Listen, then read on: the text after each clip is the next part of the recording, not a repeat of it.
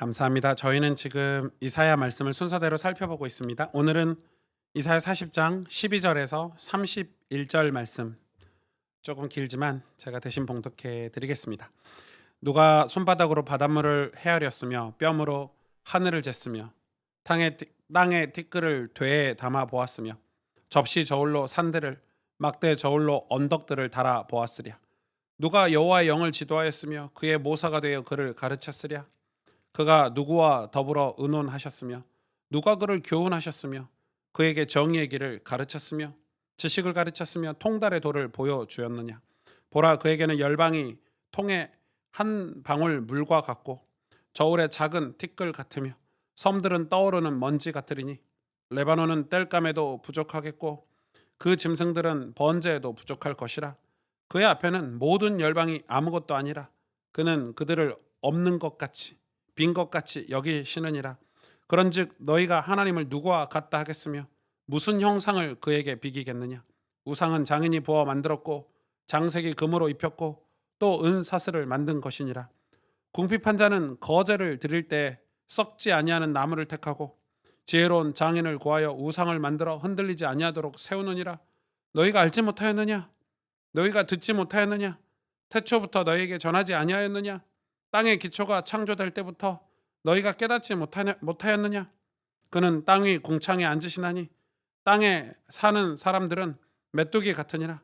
그가 하늘을 차일같이 펴셨으며 거주할 천막같이 치셨고 귀인들을 패하시며 세상의 사사들을 헛되게 하시나니 그들은 겨우 심기고 겨우 뿌려졌으며 그 줄기가 겨우 땅에 뿌리를 박자 곧 하나님이 입김을 부시니 그들은 말라 회오리 바람에 불려가는 촉에 같도다. 거룩하신 이가 이르시되 그런즉 너희가 나를 누구에게 비교하여 나를 그와 동등하게 하겠느냐 하시니라. 너희는 눈을 높이 들어 누가 이 모든 것을 창조하였나 보라. 주께서는 수요대로 만상을 이끌어내시고 그들의 모든 이름을 부르시나니 그의 권세가 크고 그의 능력이 강함으로 하나도 빠짐이 없느니라. 야곱아, 어찌하여 내가 말하며 이스라엘아 내가 이르기를 내 길은 여호와께 숨겨졌으며 내 송사는 내 하나님에게서 벗어난다 하느냐. 너는 알지 못하였느냐? 듣지 못하였느냐? 영원하신 하나님 여호와 땅끝까지 창조하시는 이는 피곤하지 아니하시며 곤비하지 않으시며 명철이 한이 없으시며 피곤한 자에게는 능력을 주시며 무능한 자에게는 힘을 더하시나니 소년이라도 피곤하며 곤비하며 장정이라도 넘어지며 쓰러지되 오직 여호와를 앙망하는 자는 새 힘을 얻으리니 독수리가 날개치며 올라갈 것 같을 것이요 다른 박질하여도 곤비하지 아니하겠고 걸어가도 피곤하지 아니하리로다. 아멘. 오직 여호와를 앙망하는 자라는 제목으로 우리 이사야 40장 하반절 말씀을 여러분하고 좀 나누겠습니다. 지난주에도 제가 또 그래도 여러 번 말씀을 드렸는데 이렇게 네팔의 상황이 좋지는 않은 것 같아요. 되게 많이 어려운 것 같고 되게 슬픈 소식은 우리가 여러 번 방문했던 그 네오라니 마을이라는 이 산꼭대기 마을이에요. 영상을 보셔서 알겠지만 이 네팔도 가난한데 그 산꼭대기에 있는 그런 사람들은 훨씬 더 가난하고요. 이 뭐 그냥 거기 다 산 비탈에 막 움막 같은 걸 지어놓고 사는 사람들이죠. 그래서 거기를 학교를 저희가 여러 번 방문을 했고 또 따로 목사님 선교사님이 이렇게 오토바이를 타고 가서 사역을 이렇게 한 달에 한두 번씩 들어가서 하던 그런 곳인데 어 저희가 가서 봤던 아이들 중에 두 아이가 이제 뭐 죽었다 이렇게 연락이 왔어요. 알고 보니까 두 아이를 그냥 죽은 게 아니고 부모님이 아이를 죽이고 또 부모님도 스스로 목숨을 끊는 아주 좀 비참한 일이 거기에 좀 벌어진 것 같아요.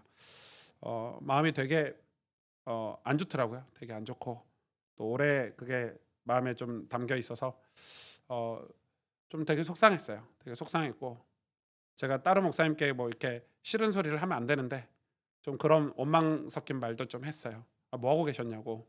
"그렇게 어려운 가정이 있으면 우리한테 연락을 좀 해 주시지." 이런 생각을 했어요. 거기 네오라니 거기는 한 달에 한 3만 원 온 가족이 먹고 사는데 뭐 3만 원, 5만 원만 있으면 온 가족이 한 달을 먹고 사는데 그 정도 돈이면 되는 거예요. 뭐 3만 원, 5만 원이면 저도 줄 수 있고 누구나 줄 수 있는 돈이잖아요. 그게 없어 가지고 어 그걸 비관해서 코로나 때문에 뭐가 막 겹쳤겠죠. 아이를 그렇게 죽였다고 하더라고요. 여러분, 아무리 부모가 가정의 경제가 비관스러워도 아이들을 함부로 하시면 안 돼요. 예, 본인들이 목숨을 끊고 죽는 건 괜찮은데 아이들을 고아원에 맡기고 죽으시든지. 여러분, 아이들이 부모 없이 크면 실패할 거라고 생각하시는데 그렇지 않아요. 고아로 커서 성공한 사람들이 얼마나 많은 줄 아세요? 아주 잘못된 생각이에요, 부모가. 자기 자식들 자기들이 없으면 못 살 거다 이렇게 생각하시는데 그렇지 않아요. 함부로 생명을 그렇게 해서는 안 돼요. 아무리 자기가 목숨을 끊는다고 해서 자녀들까지 그렇게 하는 건 옳지 않죠. 저는 또 너무 좀 아쉬운 게 그 사람들이 한 건너 다리 한 집만 건너면 도움을 구할 수 있었지 않을까. 그 사람들이 학교에 부탁을 하고 또 다른 목사님에게 부탁을 하면 우리가 도와주는 사람이 후원하는 사람이 있다는 걸 알았을 텐데 왜 그걸 하지 않았을까, 이런 생각이 되게 많이 들었어요. 여러분, 그게 뭐 부끄럽거나 말해 뭐하냐 이런 생각이 들거나 그건 아주 나쁜 생각이에요. 여러분, 그게 바로 자기 정체성을 모르고 살아가는 사람이거든요. 여러분, 그렇게 신앙생활 해서도 안 되고요. 우리 인간 세상이 그래서도 안 돼요. 정말 죽을 것 같으면 도움을 구하는 게 정상이고 도와달라고 하는 게 정상이에요. 그건 부끄러운 일이 아니에요. 그러니까 그 네오라니 마을에 우리가 후원을 안 하면 모를까? 또 우리가 사역자가 없으면 모를까? 그 가정의 부모님이 우리 아이들이 너무 힘들다, 먹을 게 없어서 굶고 있다, 한 번만 우리에게 부탁을 했으면 왜 우리가 돕지 않았겠어요? 뭘 보내주지 않았겠어요? 그러니까 뭐가 문제냐면 자기가 누군지를 모르는 거죠. 도움을 구하면 도움을 받을 수 있는 사람이라는 걸 모르는 거예요. 그 지역을 두고 기도하고 있는 이 단체가 있다는 거를 모르고 사는 거죠. 우리가 학교를 몇 번이나 갔는데 그런 게 너무 아쉬운 거예요. 우리도 너무 아쉽고. 여러분, 많은 사람들이 이 정체성, 나는 누구인가, 이걸 잘 모르고 사는 것 같아요. 이걸 모르는 거예요. 근데 이게 나는 누구인가를 왜 모를 수밖에 없는 게, 나를 돕는 사람, 내가 나를 창조하신 사람, 내 인생길을 계획하신 사람이 있다는 사실을 모르면 내가 누구인지 절대 알 수 없어요. 그래서 이 땅에 태어나서 대부분의 사람들이 내가 누구인지 모르고 그냥 죽는 사람이 허다해요. 장례식만 가봐도 그거 알 수 있죠. 내가 어디서 왔고 뭘 해야 될 사람이고 왜 살아야 되는지를 모르고 사는 사람들이 허다해요. 그러니까 그냥 뭐 쾌락을 즐기다가 죽는 사람들도 있고, 그냥 뭐 목적 없이 정처 없이 열심히 살다가 죽는 사람들도 있어요. 그거는 내가 누구인지를 알 길이 없는 거예요. 그러니까 이 신앙생활에서도, 또 신앙생활 하지 않는 분에게도 제일 중요한 게 정체성이잖아요. 내가 누구이냐? 이 아이덴티티가 제일 중요해요. 그게 얼마나 중요한지. 근데 왜 내가 누구인지를 모르냐? 내가 믿는 하나님이 어떤 분인지를 모르니까 신앙생활 하면서도 내가 누구인지 모르고 신앙생활 하는 분들이 너무 많은 것 같아요. 하나님은 우리를 이렇게 축복하셨어요. 우리의 존재에 대해서 성경은 정말 이렇게 정확하게 말씀하고 계세요. 창세기 1장 27절 28절에 하나님이 자기 형상 곧 하나님의 형상대로 남자와 여자를 창조하시고 하나님이 그들에게 복을 주신대요. 그들에게 이르시되 생육하고 번성하여 땅에 충만하라, 땅을 정복하라, 바다의 물고기와 하늘의 새와 땅에 움직이는 모든 생물을 다스리라, 이렇게 말씀하고 계세요. 하나님이 저와 여러분을 개, 돼지 같은 짐승으로 창조하신 게 아니고, 비유는 그렇게 하셨지만 우리는 개, 돼지가 아니에요. 우리는 하나님의 형상대로 생기를 우리 코에 집어넣으신 영적인 존재로 창조하셨대요. 그리고 우리에게 복을 주셨대요. 다른 피조물과 다르게. 어떤 복이냐? 생육하고 번성하고 충만하고 정복하는 복을 주셨대요. 그런 우리가 창세기 3장에 보니까 이 사단의 꼬임에 넘어가서 하나님과 관계가 끊어진 거예요. 하나님을 대적한 거예요. 하나님의 형상이 우리에게 떠난 거죠. 그걸 인간이 죽은 상태다, 이 육신이 죽은 상태가 아니라 우리 영이 죽은 상태다 이야기하는 거예요. 그런 우리를 위해서 하나님이 그냥 우리를 두시지 않고 예수 그리스도, 이 땅에 인간의 육신을 입고 이 땅에 오셔서 우리를 구원하시는 이 구속사의 역사를 이루시는데, 에베소서 1장 4절 5절에 곧 창세전에 그리스도 안에서 우리를 택하사 우리로 그 사랑 안에서 그 앞에 거룩하고 흠이 없게 하시려고. 그러니까 왜 우리를 거룩하고 흠이 없게 하시려고 이렇게 애쓰고 계시냐면 하나님은 그래야 천국에 입성할 수 있고 거룩하고 흠이 없어야 하나님 나라에 입성할 수 있기 때문에 우리는 스스로 거룩하고 흠이 없을 수가 없잖아요. 그래서 예수 그리스도 보세요. 5절에 그 기쁘신 뜻대로 우리를 예정하사 예수 그리스도로 말미암아 자기의 아들들이 되게 하셨대요. 이사야 43장 7절에 내 이름으로 불려지는 모든 자 곧 내가 내 영광을 위하여 창조한 자를 오게 하라. 그를 내가 지었고 그를 내가 만들었느니라. 21절에 보면 더 정확하게 말씀하고 계세요. 이 백성은 내가 나를 위하여 지었나니. 목적이 뭐냐면 찬송하게. 누구를요? 하나님을. 하나님이 인간을 지은 목적은 하나님의 찬송하고 예배하도록 지으셨어요. 그게 우리가 기분 나쁘면 안 돼요. 하나님이 우리를 그렇게 지으셨다니까요. 우리를 창조하신 목적은 하나님 당신을 찬송하고 하나님의 영광을 위해서 저와 여러분을 창조하셨대요. 그래서 마태복음 6장 33절에 그런즉 너희는 먼저 그 나라와 그 의를 구하라. 그리하면 이 모든 것을 너희에게 더해 주시겠대요. 먼저 그의 나라와 그 의를 우리가 전도하러 가야 된다. 맞아요. 틀린 말은 아니에요. 사역하러 가야 된다. 맞죠. 그런데 먼저 그의 나라와 그의 의는 뭐냐면 하나님이 우리를 창조하신 목적을 얘기해요. 그러니까 진짜 정확히 얘기하면은 예배고 찬송이에요. 하나님의 영광을 위한 거예요. 어떤 전도라는 아주 편협되고 이 한계가 있는 행위, 전도 행위를 말하는 게 아니라 하나님의 영광과 찬송을 위한 그것을 위해서 사는 자에게 하나님이 모든 걸 더해 주시겠대요. 여러분 이건 굉장히 중요하죠. 우리가 원래 하나님이 창조하신 목적으로 딱 가지면 하나님 나머지는 자동적으로 우리의 모든 걸 채우시겠다는 거예요. 우리 하나님이 일반 세계를 창조하신 이 모든 창조 세계잖아요. 우리 건강도 그렇잖아요. 창조 원리대로 살면 아플 일이 없어요. 근데 우리가 왜 병에 걸리고 아프죠? 창조 원리대로 못 살기 때문이에요. 창조 원리대로 정확히 살면 아플 일이 없어요. 병원 가서 하는 얘기 다 똑같아요. 창조 원리대로 살라는 거예요.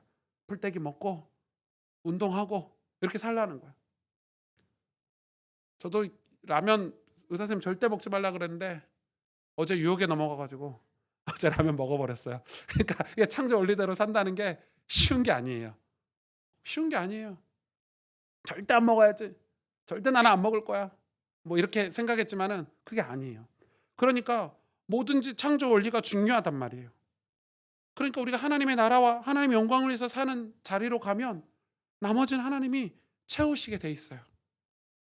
요한복음 14장 1절 3절에 예수님이 이 땅에 오시고 우리를 구원하신 목적에 대해서 더 정확하게 설명하고 계세요. 너희는 마음에 근심하지 말라. 하나님을 믿으니 또 나를 믿으라. 내 아버지 집에 거할 곳이 많도다. 그렇지 않으면 너희에게 일렀으리라. 거할 곳이 없으면 내가 너희에게 말했을 거다. 내가 너희를 위하여 거처를 예비하러 가노니 가서 너희를 위하여 거처를 예비하면 내가 다시 와서 너희를 내게로 영접하여 나 있는 곳에 너희도 있게 하리라. 예수님이 분명히 말씀하셨어요.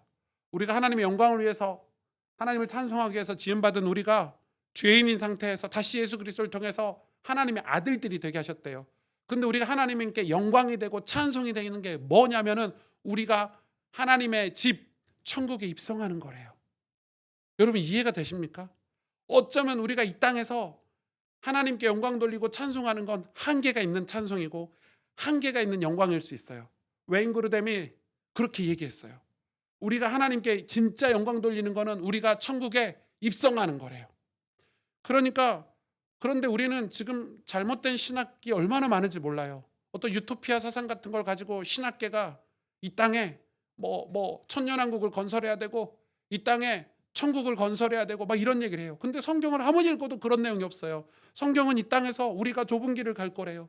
고난이 올 거래요. 갈수록 어려움이 있을 거라는 얘기만 해요. 핍박이 있고 성경은 예수 믿으면 핍박이 있고 좁은 길을 갈 거라고 얘기해요. 그러면서 이야기하는 천국은 물론 우리가 예수를 믿어서 우리 마음이 천국이 될 수도 있고 우리 가정이 작은 천국이 될 수도 있겠지만 진짜 천국을 얘기해요. 존재하는 천국. 내세는 진짜 존재하는 하나님이 거하시는 곳이에요. 여러분 이거를 혼동하시면 안 돼요. 그러니까 지금 예수님께서 처소에 예비하러 가신대요. 그리고 다시 와서 우리를 영접해서 나 있는 곳에 너희도 있게 하리라. 근데 그게 뭐냐? 그게 하나님께 우리가 영광되는 삶이라는 거예요. 예수님이 이 땅에 오셔서 우리를 구원하셨는데 우리가 그런 믿음을 가지고 천국에 입성하는 것 자체가 하나님께 찬송이 된다는 거예요. 요한계시록 21장 3절 4절에 그 천국에 대해서 이렇게 얘기하고 있어요. 내가 들으니 보좌에서 큰 음성이 나서 이르되 보라 하나님의 장막이 사람들과 함께 있음에 하나님이 그들과 함께 계시리니 그들은 하나님의 백성이 되고 하나님은 친히 그들과 함께 계셔서 4절에 모든 눈물을 그 눈에서 닦아주시니 다시는 사망이 없고 애통하는 것이나 곡하는 것이나 아픈 것이 다시 있지 아니하리니 처음 것들이 다 지나갔음이로라. 여러분, 이 땅에서는 사망도 있죠. 애통도 있죠. 곡하는 것도 있어요. 아픈 것도 있어요. 이 땅에서 아무리 돈이 많고 아무리 명예와 권력이 많아도 이거를 극복한 사람이 없어요. 예, 극복했다 칩시다. 뭐 삼성그룹 회장님 이거 극복했다 칩시다. 그럼 우리보다 100년을 더 사셨습니까? 200년을 더 사셨습니까? 그런 인간이 없어요. 그러니까 이 땅에서는 누구나 다 예수를 믿으나 믿지 않으나 어려운 삶을 사는 게 세상살이에요. 겨우 그거 벗어나고 나 어렵지 않게 살았다 하는 거 그냥 쾌락 좀 즐기고 사는 게 우리에게 위로가 되는 거지. 그런데 뭐라고 했냐? 천국은 그 모든 처음 것들이 다 지나갔대요. 지나갔다고 표현을 하는 거예요. 짧게 사라진다는 거예요. 여러분, 우리가 평균적으로 80년을 산다고 칩시다. 눈 깜짝할 사이 지나가잖아요. 여러분 그렇게 안 느끼시나요? 예. 제가 그 목사니까 아무래도 돌아가시기 전에 임종 전에 이렇게 뭐 병문안 같은 걸 많이 가고 이래서 이 돌아가시 직전의 분들을 많이 만나잖아요. 만나면 후회하지 않는 사람이 없어요. 다 후회하는데 뭘 제일 먼저 후회하냐면 하나님을 온전히 섬기지 못한 걸 제일 먼저 후회하더라고요. 그리고 또 하나는 가족들에게 잘해주지 못한 걸 다 후회해요. 자식들에게, 자기 아내와 남편에게 잘해주지 못한 거. 시간이 이렇게 빨리 갈 줄 몰랐다는 거예요. 조금 더 성공해서 조금 더 잘해서 그때 잘해주려고 했는데 여기까지 와버렸다는 거예요. 시간이 쓱 지나가요. 저는 제가 지금 40대 중반이라는 게 솔직히 안 믿겨요. 정말 안 믿겨요. 배 나온 아저씨가 됐다는 게 너무 슬프고, 저는 20살 때 20대 때 30대 초반 때까지 농구장에 살았거든요. 농구를 너무 좋아해가지고 제가 농구하고 있으면 꼭 동네 배 나온 아저씨들이 40대 아저씨들이 와가지고 같이 하자 그래요. 엄청 싫어요. 배 나온 아저씨들이 같이 농구하면 싫은데 요즘 제가 농구하러 가다 보면 아, 쟤네들이 나를 그렇게 생각하겠구나 이런 생각이 들 때마다 서글퍼요. 여러분, 10대는 시속 10km로 간다 그러잖아요. 20km는 시속 20km로 간다 그러잖아요. 어른들이 하는 말인데 그게 그냥 하는 말이 아니에요. 30대는 30km로 가고 40대는 40km로 가고, 근데 제가 느끼는 40대의 속도는 40km가 아니에요. 한 400km로 가는 것 같아요. SRT 가는 것 같은 느낌이에요. 얼마나 빨리 일주일이 지나가고 벌써 7월 달이에요. 다음 주면. 올해 송구영신 예배가 어제 드린 것 같은 느낌인데 그렇게 세월이 빨라요. 어리석죠. 그런데 우리가 그 어리석죠. 그러니까 지금 성경이 얘기하는 거예요. 천국에 가면 우리 인생이 순삭이에요. 천국은 영원하거든요. 영원해요. 여러분, 그래서 우리가 내가 누구인가를 알아야 돼요. 하나님이 우리를 누구라고 지금 성경은 이렇게 설명하고 계시는 거예요. 그런데 이 시대는 내가 누구인지 내 정체성을 알기 힘든 시대가 분명하다는 거예요. 차라리 로마 네로 황제가 핍박했던 시대는 막 그 당시에는 엄청 핍박했잖아요. 왜냐하면 황제들이 자기 스스로 주라고 큐리어스라고 내가 주야 이렇게 했는데, 유일하게 다른 모든 종교들은 그 단어를 쓰지 않았는데 기독교만 예수 그리스도를 주라고 얘기하니까 기독교만 골라가지고 핍박했어요. 나중에 다 사형도 당하고 비참하게 죽였어요. 에베소 교회 담임 목사였던 사도 요한은 반모섬에서 18개월이나 채석장에서 하루에 18시간, 17시간씩 일했대요. 우린 그냥 반모섬에서 성경이나 쓰는 거 있는 줄 알았죠. 그게 아니에요. 얼마나 모지게 핍박했는지. 근데 그렇게 핍박이 있던 시대는 내 신분을 정확히 오히려 알았던 것 같아요. 우리는 예수님 믿는 사람이야. 우린 천국을 바라보고 이 땅에 당연히 핍박이 있어. 우리는 모여서 기도할 거야. 우리는 예배드릴 거야. 이런 건데 지금은 그런 핍박과 고난의 시대가 아닌데 반대로 문명이 발달하고 어떤 편리주의라든지 번영이라든지 이런 것들을 보고 우리 기독교인이 뭐라고 얘기하냐면 그 편리주의와 번영은 핍박이 아니라고 생각한다는 거예요. 사단이 마귀가 네로 황제 같은 독재자를 통해서 우리 사지를 찢어 죽이는 것만 핍박이라고 생각하지 이런 편리주의나 이런 번영이나 이런 사상과 이념을 핍박이라고 생각 안 한다는 게 문제예요. 그래서 그거에 대해서 영적인 싸움도 싸우지 않고 그냥 무방비로 지금 받아들이고 있는 거예요. 이 편리주의를, 물론 편리주의가 좋은 거예요. 왜냐하면 하나님이 이 시대에 주신 어떤 문명의 혜택은 우리도 누려야 돼요. 저도 엘리베이터도 타고 좋은 차도, 요즘 차가 얼마나 좋아졌는지 차 안의 기능들이 상상을 초월해요. 차도 타야 되죠. 왜? 이런 혜택들을 누려야 돼요. 그러나 그런 편리주의가 우리에게 빼앗아가는 것을 아주 냉정하고 아주 통찰력 있게 관찰하고 또 그걸 찾아내야 된다고 저희는 생각해요. 왜냐하면 그것들이 우리에게 뺏는 것들이 너무 많아요. 우리에게 빼앗아가는 것들이 많아요.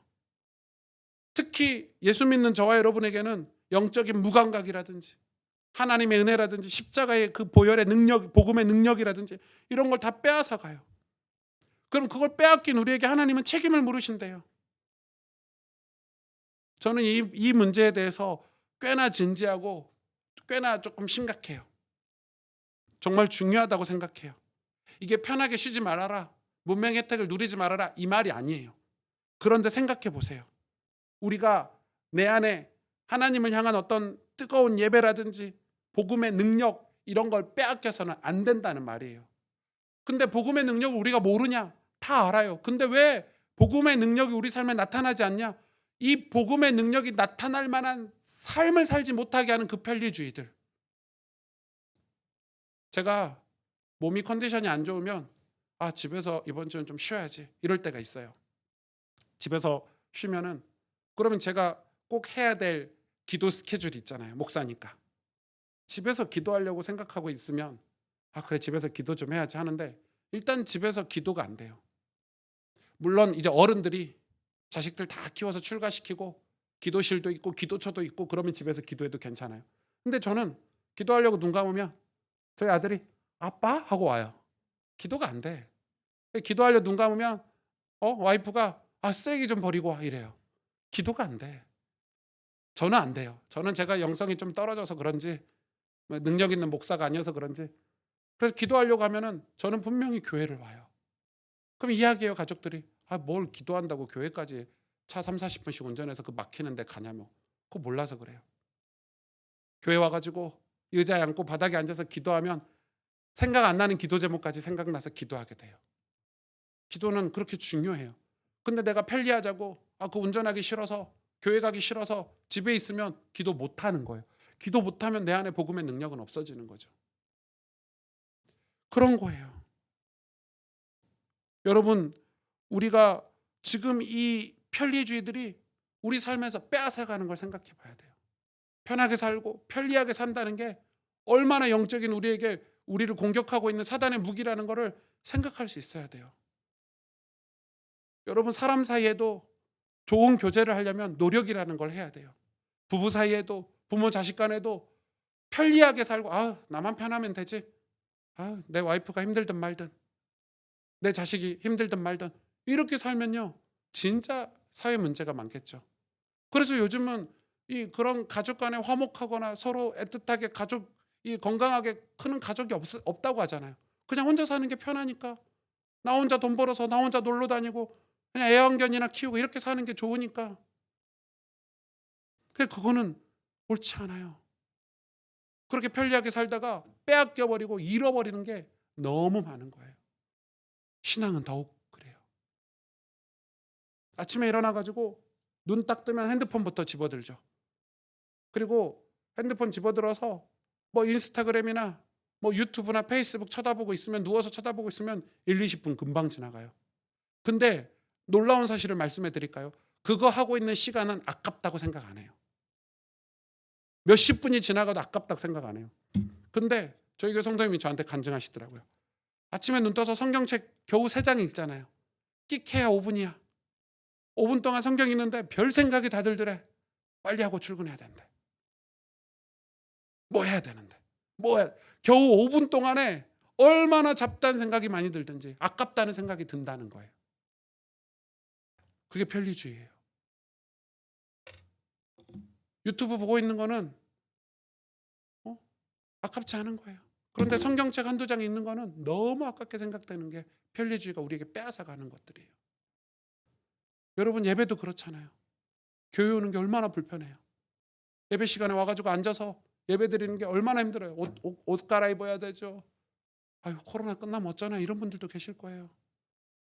코로나 때 너무 좋으셨죠. 집에서 양복 안 입어도 되고 화장 안 해도 되고. 이제 코로나 끝나면 어쩌실까. 그게 우리의 병든 마음이에요. 그런 편리주의가 우리를 그렇게 만든 거, 우리를 잃어버리게 만들어. 우리의 정체성을. 그런데 우리 정체성은 하나님이 어떤 분인지 알아야 돼요. 하나님을 알지 못하면 내가 누구인지 절대 알 수 없어요. 남유다와 이스라엘이, 남유다가 왜 자기의 정체성을 잃어버렸냐면 하나님을 잃어버린 거예요. 하나님을 잃어버리니까 남유다는 길을 잃어버렸어요. 원래는 이 길로 가야 되는데 하나님을 잃어버렸기 때문에 곁길로 빠져버린 거예요. 그걸 오늘 본문에서 얘기하고 있어요. 12절에서 17절에 12절에 보니까 누가 손바닥으로 바닷물을 헤아렸으며, 손바닥으로 바닷물 이렇게 퍼보셨어요?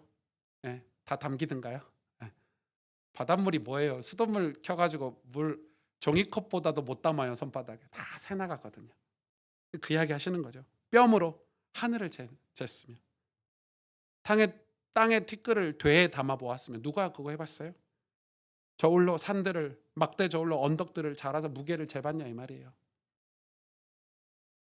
뒤에는 더 기가 막힌 말씀을 하고 계세요. 누가 여호와의 영을 지도하였고 누가 그의 모사가 되었고. 우리가 하나님께 이렇게 누가 하나님을 훈계하거나 하나님이 하시는 일에 대해서 누가 교훈하거나 가르치거나 한 사람이 있냐는 거예요.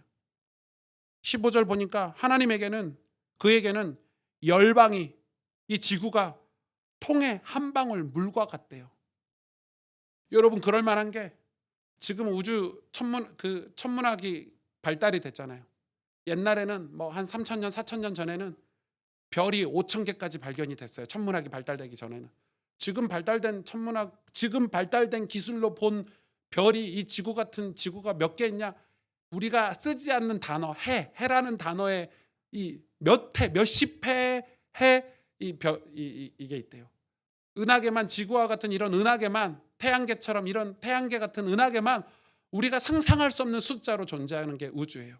그러니까 하나님이 지구를 보실 때, 하나님이 이 지구를 보실 때 없는 것 같이 보신다는 말씀도 일리가 있잖아요. 물방울 같대요. 이 바닷속에 물방울 같다는 거예요. 저울에 작은 티끌 같고 섬들은 먼지 같대요. 그렇게 보이시겠죠. 16절 레바논은 땔감에도 부족하대요. 왜 레바논을 들었냐면 레바논은 그 당시에 백향목이라는 나무가 나던 부유한 지역이에요. 그걸 수출해서 엄청 부를 쌓은 지역이 레바논이에요. 가장 좋은 나무가 있는 곳이 레바논이었거든요. 근데 그 레바논 자체가 땔감에도 부족하대요. 무슨 땔감이에요? 그 짐승들은, 살찐 짐승들은 번제, 하나님께 예배드리는데도 부족하다는 거예요. 우리가 예배드리고 헌금하니까 하나님 받으신다고 생각하지만 우리가 드리는 걸로는 우리가 천국에 갈 수 없어요. 1%도 0.00001%도 우리가 드려서 천국 가는 게 아니라니까요. 우리의 공로는 한 개도 없다니까요. 그러니까 레바논에 있는 모든 걸 땔감 삼아서 짐승을 태워가지고 제사를 드려도 하나님에게서는 아무것도 아니에요. 부족한 거예요. 열방은 아무것도 아니래요. 하나님 앞에서는. 여러분 실제로 그렇잖아요. 우리가 장례식만 가봐도, 저는 이제 목사니까 장례식을 얼마나 많이 가요. 올해만 해도 얼마나 많이 갔는지 몰라요. 근데 장례식 가면 진짜 허무해요. 저희 어머님, 아버님, 저희 부모님 장례를 다 치렀는데 진짜 허무하대요. 와, 우리 엄마 아빠 인생이 이렇게 끝나는구나. 진짜 허무해요. 근데 진짜 감사한 게 뭔지 아세요? 천국이 있다는 게 너무 고마워요. 엄마의 인생이 이렇게 고생스럽게 사셨는데 그냥 여기서 끝나면 와, 정말 허무할 것 같아요. 그런데 내세가 있잖아요. 천국에 입성하셨잖아요. 그게 얼마나 감사하든지. 여러분, 정말 허무해요. 아무리 부자든 명예를 가졌든 대통령이든 다 장례를 치르게 돼 있어요. 그런데 제가 장례식에 가면서 가장 따뜻하고 감사한 장례식은 자녀들이 하나님을 사랑하는 장례식장이에요. 그리고 그 자녀들이 그 하나님을 사랑하는 이유가 부모님에서 받은 신앙의 유산으로, 그래 부모님을 존경하는 장례식장에 가면 진짜 마음이 따뜻해요. 하나님은 우리 인생이 그렇게 하찮은 존재라는 걸 지금 이야기하고 계세요. 왜 그런 얘기를 하고 계신 줄 아세요? 남유다에게, 포로된 이스라엘 백성에게 18절부터 그런즉 너희가 하나님을 누구와 같다 하겠으며, 이 말은 하나님이 지금 따지시는 거잖아요. 남유다가 지금 그렇게 했다는 거잖아요. 무슨 형상을 그에게 비기겠느냐? 우상은 장인이 부어 만들었고 장색이 금으로 입혔고 또 은사슬을 만든 것이니라. 우상은 사람이 만들었어요. 궁핍한 자, 여기서 궁핍한 자는 가난한 자잖아요. 가난한 사람일지라도 거제를 드릴 때는 썩지 않냐는 나무를 택하고 지혜로운 장인을 구해서 우상을 만들어 흔들리지 않도록 세운다는 거예요. 야, 너희 진짜 대단하다. 너네 먹고 살 것도 없고 자식들 밥 먹이기도 힘든데 우상 세울 때는 돈 들여가지고 흔들리지 않도록 세워놓냐? 지금 이 말이에요. 그러면서 뭐라고 말씀하십니까? 21절에 너희가 알지 못하였느냐? 너희가 듣지 못했냐? 태초부터 너희에게 전하지 않았냐? 내가 땅의 기초가 창조될 때부터 너희가 깨닫지 못하였느냐? 이 땅만 봐라. 우주 만물을 봐라. 그는 땅 위에 궁창에 앉으시나니 땅에 사는 사람들은 메뚜기 같고 그가 하늘을 차일같이 피셨고 거주할 천막을 치셨고, 23절에 보니까 귀인들을 패하시며 세상의 사사들을 헛되게 하시나니, 이게 무슨 말이에요? 24절 그들은 겨우 심기고 겨우 뿌렸으며 그 줄기가 겨우 땅에 뿌리를 박자. 인생이 조금 잘 사는 사람들의 귀인들이 인생을 성공해서 땅에 뿌리를 박는 거예요. 야, 가문도 만들고 이제 우리 이 땅에서 떵떵거리고 살자, 그렇게 말했는데 그렇게 땅에 뿌리를 박자마자 하나님이 입김을 부시니 그들은 말라 해오리 바람에 불려가는 초계 같도다. 해오리 바람에 불려가는 이 먼지 같다는 거예요. 지푸라기 같다는 거예요. 인생이 그렇잖아요. 아무것도 우리는 가져가지 못해요. 그러면서 뭐라고 말씀하십니까? 25절에 거룩하신 이가 이르시되 그런즉 너희가 나를 누구에게 비교하여 나를 그와 동등되게 하겠느냐? 얼마나 웃기냐면 남유다가 하나님이 계시는데 하나님이 보이지 않으니까 이 레바논이 발전하고 아수르가 발전하니까 거기 가서 눈을 열어서 보는 거예요. 그런데 거기에 복음을 전해야 되고 하나님의 영광을 전해야 되는 사람들이 가서 보니까 레바논이 발전하고 있거든요. 아수르가 문화가 발전하고 있어요, 바벨론이. 그러니까 거기 우상을 갖고 온 거예요. 웃기죠. 코미디 같은 일이죠. 그래놓고 하나님 앞에는 예배를 드리면서 뒤로는 우상을 섬기고 있는 거예요. 그리고 비교하는 거예요. 야, 이거는 그래도 눈에 보이잖아. 그러면서 살아계신 하나님에 대해서 말씀을 주는 선지자들, 참 선지자들은 이 남유다가 북이스라엘이 진짜 많이 죽였어요. 여러분, 선지자를 죽였다니까요, 하나님 백성들이. 그러면 죽이니까 어떤 선지자가 나오냐면 거짓 선지자들이 나오는 거예요. 우상 섬기라고, 잘하고 있다고 아부하고 비유 맞추는 선지자들이 나오는 거예요. 그럼 지금도 똑같아요.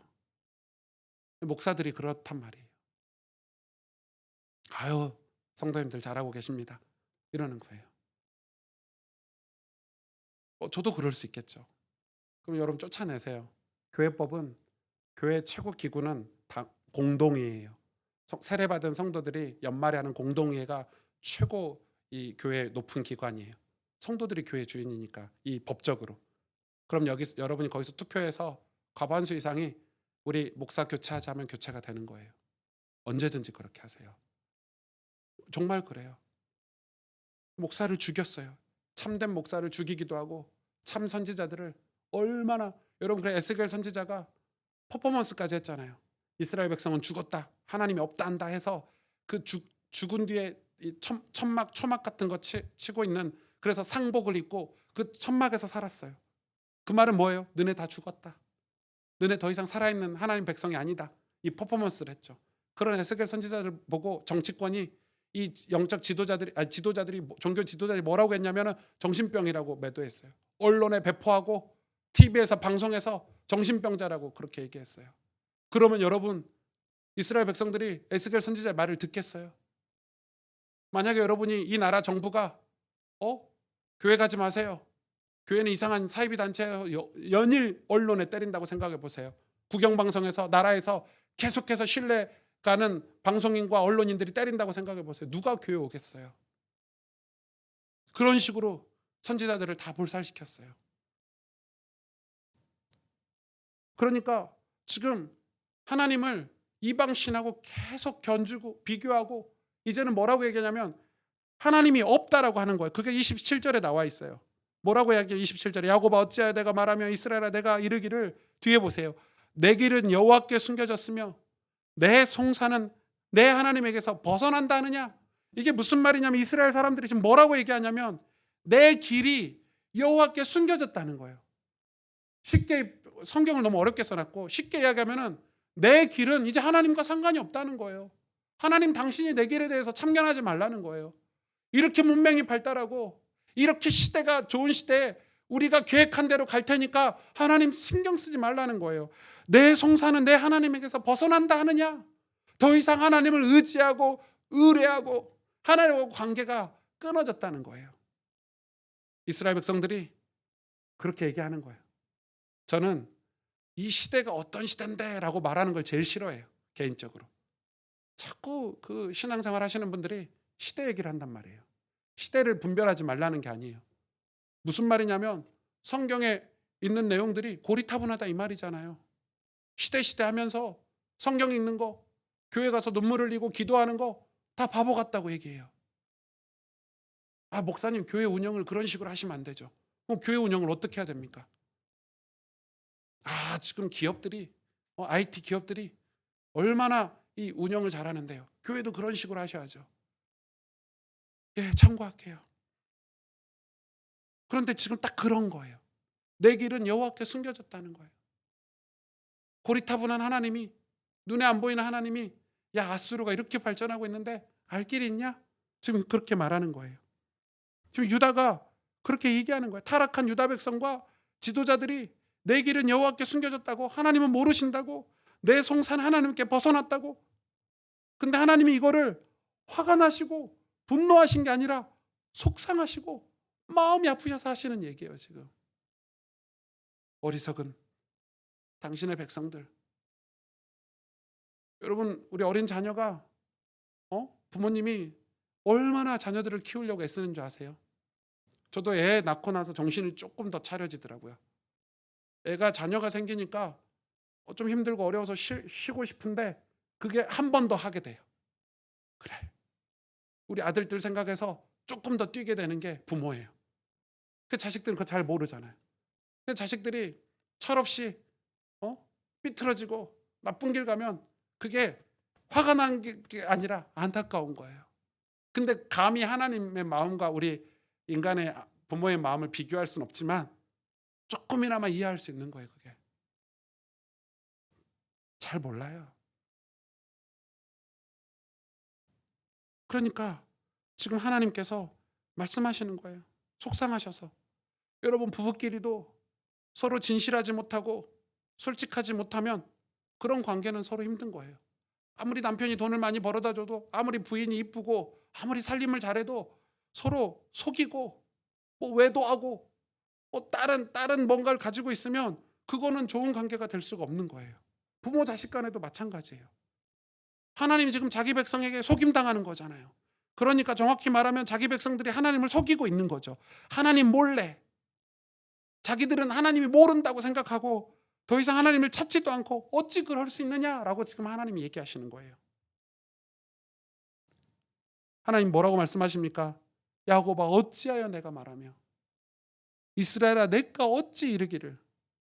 이 야곱아 이스라엘아 이 말은요 엄청 중요한 말이에요. 제가 가로 열고 승주야 오목사에 이렇게 써놨잖아요. 그거예요. 야곱은 뭐예요? 야곱아 이스라엘아 이 말씀은 이 외침은 뭐예요? 야곱일 때 즉 우리 인생에 하나님을 모를 때부터 하나님 우리를 인도하셨어요. 그러니까 제가 예수님을 믿기 전부터 승주야 하고 저를 찾으시고 부르신 거예요. 저를 구원하시려고. 그리고 제가 주님을 만나고 나서는 제 이름을 바꿔주셨어요. 이스라엘로.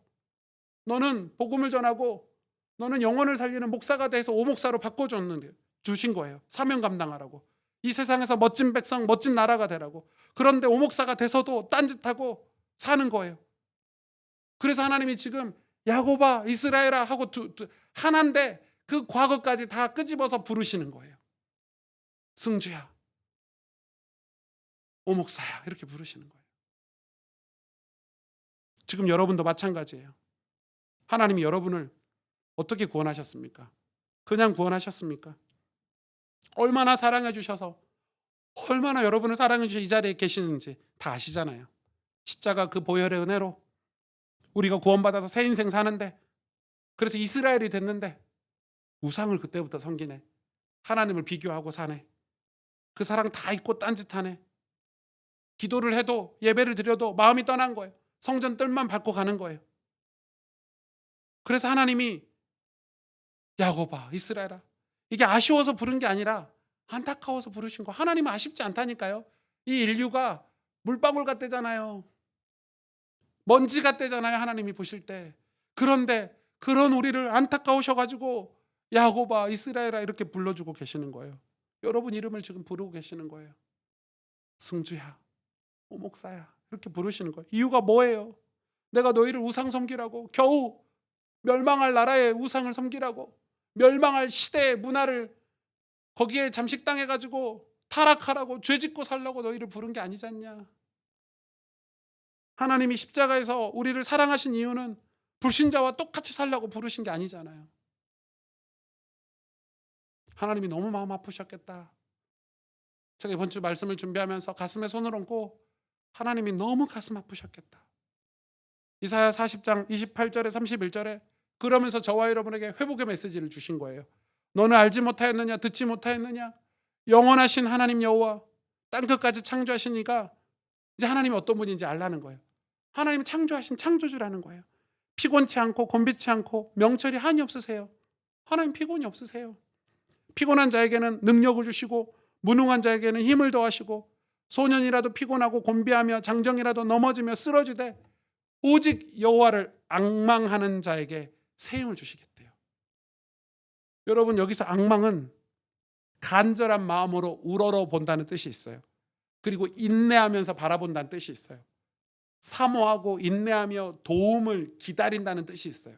이 앙망이라는 단어는 그래서 종합적으로 보면 하나님에게 시선을 고정시키고 온 마음으로 하나님을 사모한다는 뜻이 앙망이라는 뜻이에요. 그냥 뭐 대충 한번 지나가다가 쳐다보는 게 아니고 죽을 것 같은 인생. 그러니까 지금 포로들에게 주신 말씀이잖아요. 딱 앙망은 포로들이 아무 희망도 없을 때 하나님만 바라볼 수 있는 환경 속에서 그게 앙망이라는 거예요. 그러니까 우리가 여호와를 앙망하다 이 말을 뭐 이렇게 가끔 주일날 교회 오면서 가끔 성경을 읽으면서 쓰시면 안 돼요. 아무 희망이 없고 고통스러울 때 하나님만이 우리의 답이고 길이구나 라고 느낄 때 쓰는 단어예요. 너는 알지 못했느냐 듣지 못했느냐 내가 누구인지 모르냐. 피곤한 자에게 능력을 주시고 무능한 자에게 능력을 주시는데 힘을 주시는데 그걸 잊어버렸느냐. 하나님 앞에 나아가 기도하고 찾고 구하면 지금도 은혜를 주시고 지금도 당신의 능력으로 함께 하신다는 사실을 잊지 말아라 하고 말씀하시는 거예요. 그러면서 앙망하래요. 여호와를 앙망하래요. 정말 하나님을 두렵고 떨림으로 좋아하고 사랑하라는 거죠. 사랑하고 존경하라는 거예요. 우리 인간도 뭔가를 좋아하고 사랑하면 그것이 우리에게 영향이라는 걸 주잖아요. 그렇죠? 우리가 뭔가를 좋아해요. 그 좋아하는 게 내게 영향이라는 걸 줘요. 사람도 그렇고 물건도 그렇고 운동도 그렇고 우리가 산을 좋아하면 산의 영향을 받고 자전거를 좋아하면 자전거를 사고 좋은 자전거를 사고 자전거 정보도 알고 싶고 영향이라는 걸 주는 거예요. 우리가 하나님을 앙망하면요, 하나님의 것이 내 것이 되는 거예요. 하나님을 온전히 바라보면 하나님의 것들이 내 것이 되는 거예요. 그게 새 힘이에요. 근데 이 새 힘을 왜 못 받냐? 하나님을 앙망한다는 게 무슨 말인지 몰라요. 저는 성도님들하고 상담하면서 깜짝깜짝 놀래요. 이분들이 여호와를 앙망하고 여호와를 바라본다는 말에 이해를 잘 못하고 계시는 게 많구나. 근데 제가 그랬어요. 제가 원래는 좀 짜증이 많은 성격이었어요. 왜 그런지 몰라요. 왜 짜증이 많은 성격이고 뭔가 그 원망, 불평, 남 얘기 이런 게 좀 많았어요. 결혼해서 저희 아내가 그런 얘기를 몇 번 하더라고요. 그래 보니까 제가 어느 날 그 이야기를 자꾸 듣고 그 이야기를 들으면 기분이 너무 나빴어요. 지금 내가 밖에서 얼마나 중요한 사역을 하고 들어오는데 피곤해 죽겠구만. 자꾸 그런 걸로 시비 거냐고. 그거 자체가 짜증이잖아요, 지금.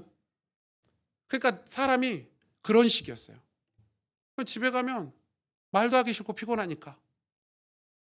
그러니까 그런 게 있는 거예요. 근데 그 얘기를 하길래 제가 그래도 하나님 은혜로 질문하게 됐죠. 내가 왜 이렇게 짜증이 많고 이런 게 많지? 원망이 많고 불평이 많지? 제가 신앙생활하면서 잘 안 되는 문제가 올 때마다 그랬어요. 그리고 제 인생은 꼭 뭔가 꼭 하나씩 걸림돌이 있어. 제 친구들 보면 막 고속도로를 가는 것 같은데 저는 늘 비포장길이야. 제 인생은. 근데 나중에 알게 됐어요. 그래서 제가 책을 본 거예요. 그리고 믿음의 사람들을 본 거예요. 도대체 신앙생활이 뭐냐? 도대체 여호와를 바라보고 새 힘을 얻는다는 게 뭐냐? 그러고 쳐다보니까 모든 믿음의 사람들, 믿음으로 성공한 사람들은 공통적으로 다 갖고 있는 한 가지 비밀이 있는데 그게 묵상이에요. 다윗이 시편 1편에 여호와의 말씀을 주야로 묵상하는 자가 복이 있다라고 했어요. 모든 믿음의 사람들, 여러분 신앙적으로 성공한 사람들은 전부 가지고 있는 게 묵상이라는 걸 가지고 있었어요. 내가 복음도 알고 있고 목회자까지 됐는데도 묵상이라는 게 없었구나. 그러니까 이 묵상이라는 게 없으니까 내 감정이나 내 상황에 내가 컨트롤을 당하고 있구나. 기분이 나쁘면 사람이 그러잖아요. 기분이 좀 나빴다가 건들면 더 나빠지고 자존심까지 합쳐져 가지고 이게 나중에 폭발하잖아요. 화가 되고 막 점점 커져. 짜증이. 이걸 멈출 수가 없어. 머릿속은 이성적으로는 아는데 감정이 컨트롤이 안 되는 거예요. 죄가 딱 그렇잖아요. 죄 작은 거라고 생각하고 지었는데 죄가 나중에 막 눈덩이처럼 불어나잖아요. 컨트롤이 안 돼요. 왜 나는 이걸 컨트롤하지 못할까? 묵상이 안 되는구나. 여호와를 앙망하는 게 교회 가서 예배 드리는 게 또 앙망하는 거지만은, 그래서 그때부터 제가 보니까 아침에 사람들이 다 성경을 읽더라고요. 믿음의 사람들이. 아침에 성경을 읽는 거예요.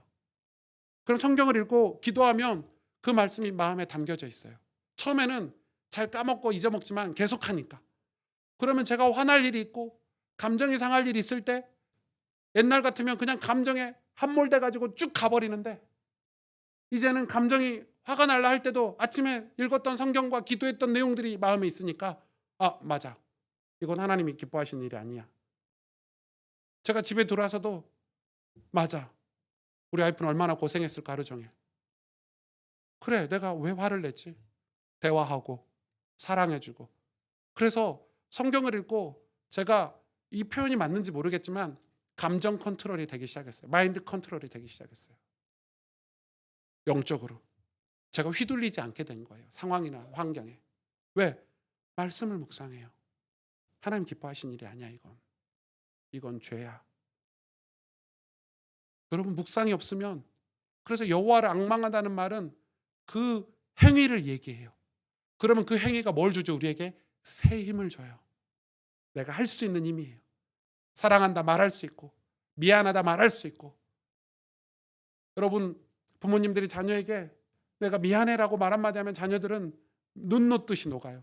남편에게 아내에게 부부싸움 할 때도 먼저 미안하다고 하는 게 승리하는 거예요. 근데 그렇게 말하면 뭐가 오죠? 새 힘이 와요.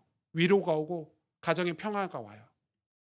밖에서 아무리 좋은 사역을 많이 하고 대형 사역을 많이 해도 왜 가정에 문제가 많고 가정을 다 잃어버리고 이러냐면 사실 복음의 능력이 밖에 큰 사역에 있는 게 아니더라고요. 여러분, 옛날에는 그런 큰 사역을 하기 전에 부모님들이 예수 믿고 회개하고 내가 죄인이라는 걸 깨닫고 미안하다, 사랑한다 이 말 한마디에 가정들이 다 살아났어요. 가정이 사니까 교회는 당연히 부흥이 돼요. 여러분 생각해 보세요. 여러분 가정이 살면 우리 가스불교 부흥 안 되겠어요? 다 부흥되지. 그런 거예요. 새 힘이에요. 악망해야 바라봐야 주시는 거예요. 근데 이 바라보는 방법을 몰라요. 내가 기도하면 하나님이 역사하시는구나. 내 기도를 들어주시는 분이 내 아버지 하나님이구나. 이걸 모르고 사니까 내가 위기를 만나고 문제를 만나도 내가 기도해야 된다는 걸 깜빡하는 거예요. 이해가 되시죠? 마치 네우라니 마을의 그분처럼 도와달라고 한마디만 하면 도와줬을 텐데 그게 있다는 존재도 모르는 거예요. 그 고난과 아픔에 함몰돼 버린 거잖아요. 그게 정체성이에요. 우리의 정체성은 무엇이냐? 우리가 기도하면 들어주시는 아버지 하나님이 계시다는 거예요. 우리의 정체성은 무엇이냐? 우리가 하나님의 말씀을 붙잡고 여호와를 앙망하면 새 힘을 주시는 하나님이 계시다는 게 우리의 정체성이에요. 우리의 정체성. 우리가 이 땅에서 승리할 수 있는 것. 우리는 천국에 입성할 수 있는 엄청난 축복을 가지고 있다는 게 우리의 정체성이에요.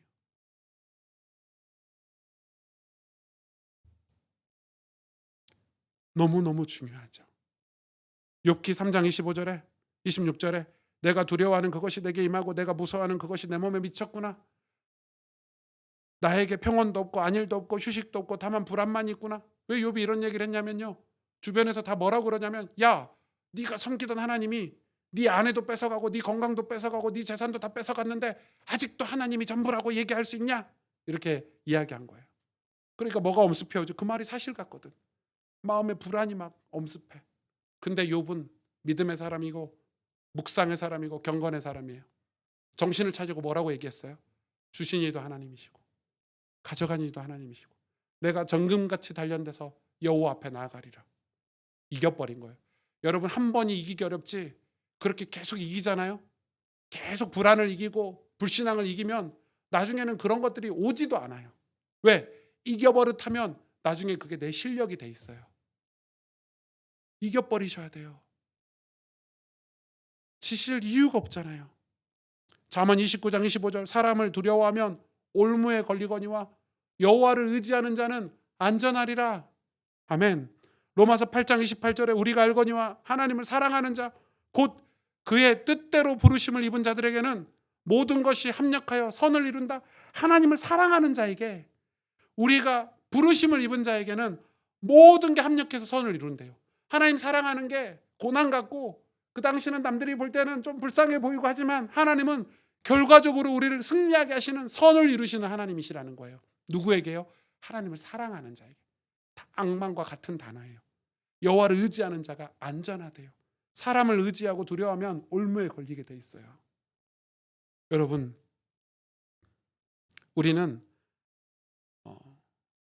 저는 우리 가스펠교회 우리 가족들이 정말 행복하게 정말 축복받고 정말 멋지게 복음의 능력을 나타내는 삶을 살았으면 좋겠어요.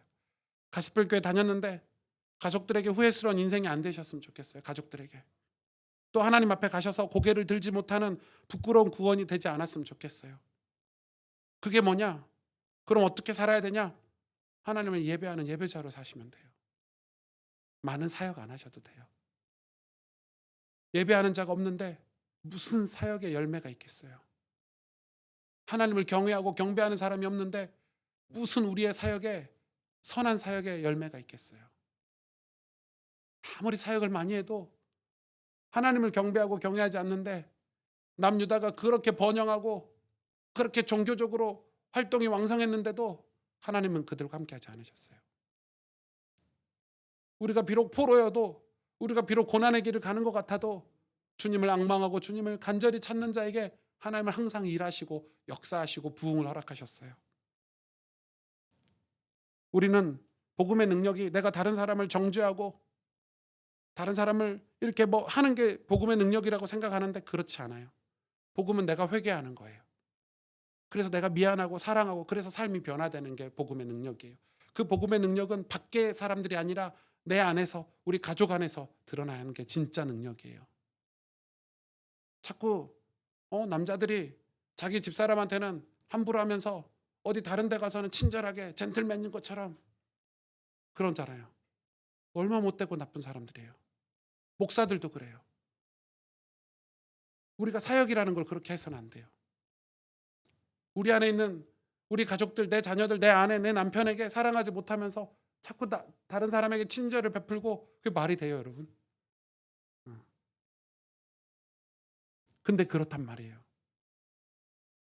그건 복음의 능력이 아니에요. 복음은 내가 회개하고 내가 진심으로 미안하고 사랑하다고 고백하고 그 안에서 내 삶이 변화되는 거예요. 다시 말해 하나님을 제대로 믿는 존재가 되어야 가는 곳마다 향기가 나고 주의 보혈이 그곳을 덮게 돼요. 우리가 예배자가 돼야 돼요. 교회 와서 주일날 예배도 드려야 되지만 내가 있는 곳에서 예배하는 사람이 돼야 돼요. 여호와를 앙망하는 사람이 돼요. 그러면 그곳은 예배터가 되는 거예요.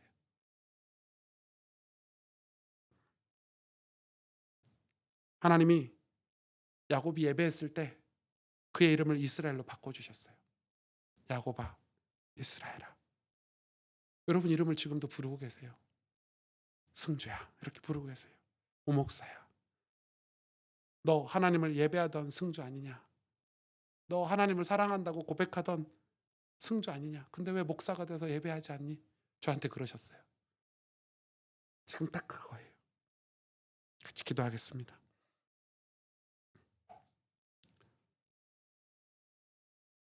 하나님의 백성인 이스라엘은 하나님을 이방신과 동등되게 여겼어요. 아니 오히려 이방신보다 눈에 안 보이는 하나님을 하찮게 여겼다고 기록돼 있어요. 눈에 보이는 이방신을 섬기려고 오히려 하나님이 없는 것처럼 살았어요. 예배자로 살아야 세상에 주의 은혜를, 죄를 이기는 복음의 능력을 전하는 아름다운 백성이 될 것인데 그들은 하나님을 예배하는 삶을 완전히 잃어버렸어요. 그럼에도 세상의 포로가 된 이스라엘에게 하나님은 다시 회복할 길을 열어주셨어요. 다시 살 길을 열어주신 거예요. 야곱아, 이스라엘아. 이스라엘은 하나님을 잃어버렸지만 하나님은 이스라엘을 잊지 않으신 거죠. 그러면서 뭐라고 말씀하십니까? 오늘 네가 다시 나를 바라보기만 하면, 다시 여호와를 앙망하기만 하면 된다고 하신 거예요. 다른 조건을 바라보지도 않으셨어요. 네가 뭐 헌금을 많이 해야 돼, 네가 뭐 사역을 잘해야 돼, 이런 말씀 하시지 않았어요. 주님, 지금 우리가 예배자인가요? 그래서 내가 밟고 있는 모든 땅 주를 예배하고 있나요? 주의 보혈로 덮어지고 있나요? 우리 가정과 내 인생에 거룩한 곳이 되고 있나요? 우린 다시 하나님을 주인 삼아야 돼요. 모세처럼 하나님을 내 앞에 모시며 이 신앙이 회복돼야 돼요. 하나님을 온전히 예배하는 예배자로 우리가 회복되기를 같이 기도해야 돼요. 지금 교회는 사역을 못해서 문제가 오는 게 아니에요. 성전 건축을 안 해서 문제가 오는 게 아니에요. 헌금이 적어서 교회가 능력이, 복음의 능력이 없는 게 아니에요. 옛날에는 그렇게 들었어요. 저도 그런 줄 알았어요. 그런데 예배하는 자가 없어서 복음의 능력이 나타나지 않는 거더라고요. 묵상하는 사람이 없어서, 하나님을 모시고 살아가는 사람이 없어서 십자가 복음의 능력이 사라진 거였더라고요. 오늘 우리가 다시 기도하길 원해요. 하나님, 우리가 하나님을 모르고 살았어요. 하나님이 누구인지를 모르고 살았어요. 하나님이 어떤 분인지 까먹고 살았어요. 창조주 하나님, 날 구원하실 하나님, 우리가 하나님을 바라보고 의뢰하면 응답하시고 함께 하시며 역사하시고 세임을 주신 하나님, 그 하나님의 자녀인 하나님의 백성이 나의 정체성이고, 내가 그 하나님의 영광을 위해서 찬송하며 천국을 음모하고 살아가는 내 인생이 정말 내 인생의 정체성인데, 그걸 놓치고 살았던 우리를 회개하길 원합니다. 그리고 다시 하나님을 주인 삼고 다시 하나님을 모시고 다시 하나님을 예배하며 살기를 원합니다. 정말 하나님을 다시 모시고 살기를 원합니다. 우리 하나님 앞에 오늘 말씀을 기억하면서 말씀을 붙잡고 간절히 기도하도록 하겠습니다. 하나님 감사합니다. 주님,